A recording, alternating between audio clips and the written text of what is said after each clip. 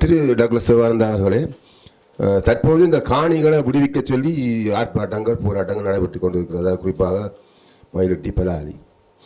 ஆனால் இந்த யுத்தம் நிறைவடைந்த பிறகு அதுக்கு முன்னே தடைப்பட்டிருந்த பல பாதைகள் காணிகள் விடுவிக்கப்படாத காணிகள் விடுவிக்கப்பட்டிருக்கு. இதில் நீங்கள் குறிப்பாக உங்களோட முயற்சியில் விடுவிக்கப்பட்ட காணிகளும் திறக்கப்பட்ட பாதைகளும் பற்றி தெளிவாக கூற வேண்டும். ஏனென்றால் சிலர் கேட்கிறார், இவர் என்ன செய்தார்? ஆனால் இன்றைய ஆட்சி காலத்தில் உடுகாணி கூட வலிகாமம் வடக்கில் விடுவிக்கப்படவில்லை. 2 பாதைகள் திறக்கப்பட்டிருக்கு. அது ஒன்று 200 மீட்டர் தூரமான பாதை, மற்றது பலாலி மசாவலால் அந்த பாதை, அதுவும் ஒரு கட்டுப்பாடுகளுடன் திறக்கப்பட்டிருக்கு. இரவில் பயணம் செய்யல 9 மணி பிறகு. அதனால் நீங்கள் உங்களோட காலத்தில் நீங்கள் நல்லிணக்கம் மூலமாக அந்த முழுடியேற்றம், பாத திறப்பு, காணி விடுவிப்பு இது சம்பந்தமாக நீங்கள் அதை தெளிவாக கூறினால் என்னென்றாய். எங்களுடைய காலகட்ட பகுதியில் கிட்டத்தட்ட ஆயிரக்கணக்கான காணிகளை நாங்கள் விடுவித்திருக்கின்றோம். தொடர்ந்தும் அந்த முயற்சியில் ஈடுபட்டிருக்கிறோம். அந்த நேரத்தில் ஈடுபட்ட நேரத்தில் ஆட்சி மாற்றங்கள் வந்ததால் எங்களுக்கு அதை தொடர முடியவில்லை. மக்களுடைய காணி மக்களுக்கு சொந்தம் என்ற அந்த கோஷத்தை நாங்கள்லாம் ஆரம்பத்தில் நீண்ட காலமாக முன்வச்சு வந்த நாங்கள். அந்த வகையில் நாங்கள் ஆயிரக்கணக்கான காணிகளை விடுவிச்சிருக்கிறோம். இன்னும் விடுவிக்கப்பட வேண்டும். நாங்கள் கட்டாயம் அடுத்த சந்தர்ப்பத்தில் செய்வோம் என்று நினைக்கிறேன். உடனடியாக எனக்கு அந்த புள்ளி விவரங்கள் கைவசம் இல்லை. நான் அதை விரைவில் உங்களுக்கு அதை நான் அனுப்பி வைக்கிறேன். இப்போயும் போராட்டங்கள் நடக்கிறது. எங்களோட கட்சிக்காரரும் அதில் கலந்து கொண்டிருக்கிறோம். இந்த ஆட்சியாளர்கள் எந்தளவுக்கு என்றால் நான் பொதுவாக சொல்கிறது, யார் ஆட்சிக்கு வந்தாலும் 1.5-2 வருஷத்துக்குள்ள பிரதான பிரச்சனைகளுக்கு தீர்வு காண இல்லை என்று சொன்னால் அது ஆறுநகஞ்சி பழங்கஞ்சியாக போயிடும். ஆனால் இப்போ இவர்கள் ஆட்சிக்கு வந்து இப்போ 1.5 வருஷத்துக்கு மேலே ஆகுது. போராட்டங்களும் இப்போ நடந்து கொண்டிருக்குது. அதில் பாதுகாப்புக்கு பிரதி அமைச்சர் ஒன்றை சொல்கிறார், ஜனாதிபதி வேறு ஒன்றை சொல்கிறார். அப்போ நான் இது சம்பந்தமாக ஜனாதிபதிக்கு ஜனாதிபதிக்கு ஒரு கடிதம் ஒன்று எழுத இருக்கிறேன் எங்களுடைய எண்ணம் சம்பந்தமாக. ஆனால் அவர்கள் இந்த ஆட்சி காலத்தில் விடுவிப்பினமான்றது கேள்விக்குறியாகத்தான் இருக்கும்.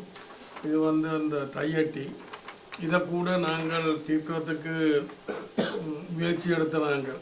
அதாவது ஏற்கனவே ஒன்று கட்டப்பட்டுட்டது.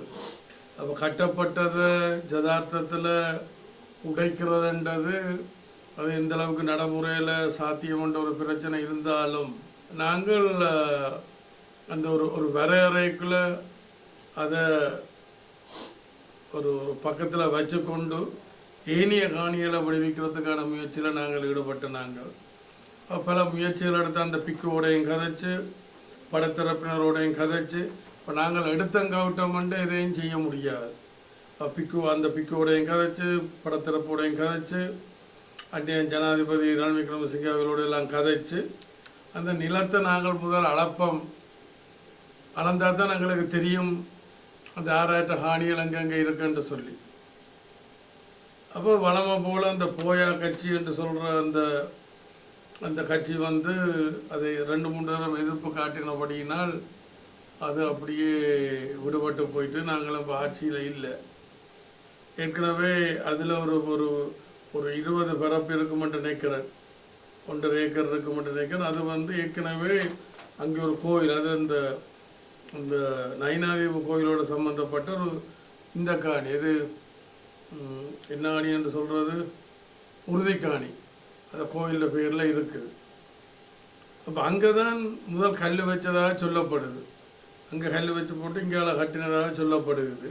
இந்த மூடின இதுக்குள்ளே இருந்தபடியினாலும் அது பெருசாக உடனடியாக வெளியால் வராதபடியினாலும் என்னுடைய கவனத்துக்கு தெரிய வரே இல்லை.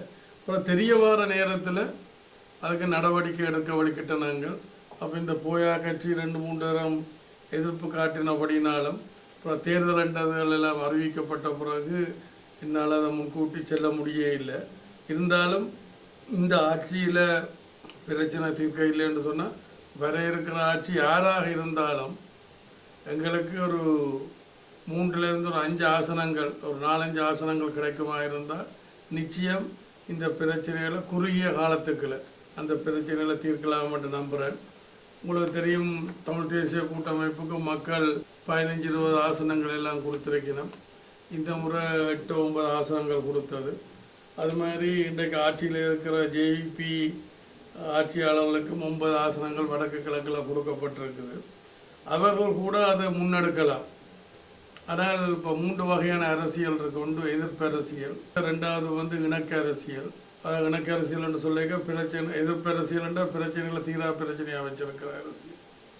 இணக்க அரசியல் என்றால் பிரச்சனையை தீர்ந்த வகையில் அணுகிறது. 3வது அரசியல் கரைஞ்சு போகிற அரசியல், தேசிய கட்சிகளுக்குள்ள சேர்ந்து கரைஞ்சு போகிறது. அப்போ தேசிய கட்சிகளுக்கு உள்நோக்கங்கள் அவைகளுக்கெல்லாம் இருக்கும்.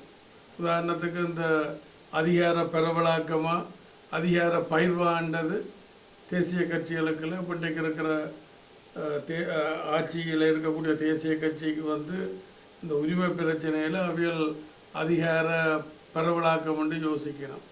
நாங்கள் அதிகார பயிர் பண்ணுறோம். அப்போ இன்றைக்கு அந்த கட்சியில் சேர்ந்திருக்கிற 9 நாடாளுமன்ற உறுப்பினர்களும் அதிகார பரவலாக்கத்துக்குத்தான் கதைப்பினை மொழிய அதிகார பயிரப்படுறதுக்கு எந்த முயற்சியும் செய்ய மாட்டேன். அப்படிக்கான பிரச்சனைகள் இருக்குது. நன்றி திரு டாக்டர் சிவானந்தா அவர்களே, நேரத்தை செலவழித்து இங்கே உங்கள் பதில்களை சொன்னதற்கும் உங்கள் நல்லெண்ணம் நிறைவேறவும் வாழ்த்துக்களுடன் விடைபெறுகிறேன். துறையோடு சந்திப்போம். நன்றி, வணக்கம்.